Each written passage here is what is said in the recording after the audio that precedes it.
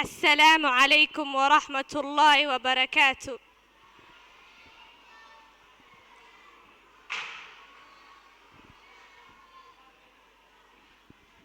My name is Roda Shuaib and Al-Adala Academic Junior School Pioneer. I take this humble opportunity to give an overview of the incoming drama play. This drama play is based on day-to-day instances of a Somali-based school. It emphasizes the importance of listening the parent's side before taking an action. It is about a naughty learner who is very stubborn in school, and when an action is taken against him, he takes falseful information to the parent at home, where the parent overreacts and brings unnecessary chaos in the school. But after a good explanation of the whole scenario, the parent apologizes and corrects his son. Sit back, relax, and enjoy. Welcome.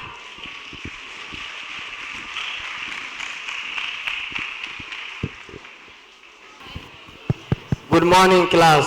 Good morning, Teacher Masood. How are you? We are fine, thank you, Teacher Masood. Okay, sit down. Welcome. Excuse me, teacher. May I come in?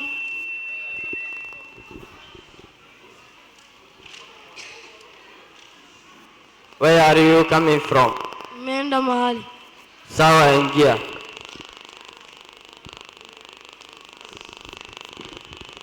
Yes, today we are going to learn about verbs. Verbs are doing words, e.g. walking, writing, giving. Now class, can you give more examples of verbs? Dancing, running, eating. Clap for him. Who else? Books, house, and ambulagale. Tokong kan suali saya banaknya akla sual lain malamia. Suala kabigan sugani ona kale. Ambulagale. Ambulagale. Why are you laughing? Teacher, he said a bad word in mother tongue. Kneel down. Kneel down. Class, tomorrow we are going to talk all about adjective. The time is up, so let's call it a day. And you walk straight to the office. You shameless boy. How are you, sir? I'm fine, thank you. How about you? I'm also fine, though this boy is misbehaving in the class. What did he do? He's joking in the class and using a Somali language to abuse me. What? Abusing the teacher in mother tongue? Why did you abuse the teacher in mother tongue? It's no. See me. Nataka kusema mwalimu anasema uongo. Leta mzazi yako sahi.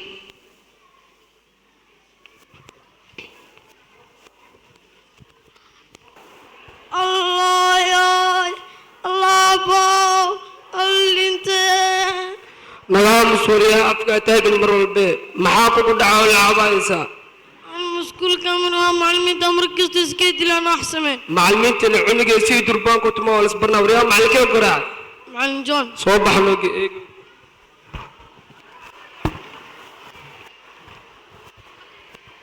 معلك لشيء هالمرتوس أكنا أبارياكم Mzuri. kwani mimi nauliza hii school mtoto wangu pekee nasoma kwani najabajaba mtoto wangu kila siku Anakaa chini tuongee. ni nini mbaya nimwambia kila siku mimi nalipanga school fees kila siku mtoto wangu nakuja nyumbani nalia Hakuna mtu amechapa mtoto yako. Leo ametusi mwalimu, tumekuletea wewe tuongee. wahelezea kumbe ini shetani pole mwalimu kitu yeye nimwambia na kitu yeye ananimwambia ni different Sawa. وريا محاسمة سكول كل واحد شعيري. أنا كمان سكيت لين ما بينو شيئين. ورأذي هو إذا نفتا إيكنت وريا. مري هو إذا عدي قلت مر هذا سكول كي قلت ما توالس برنا. وريا بحث عدي.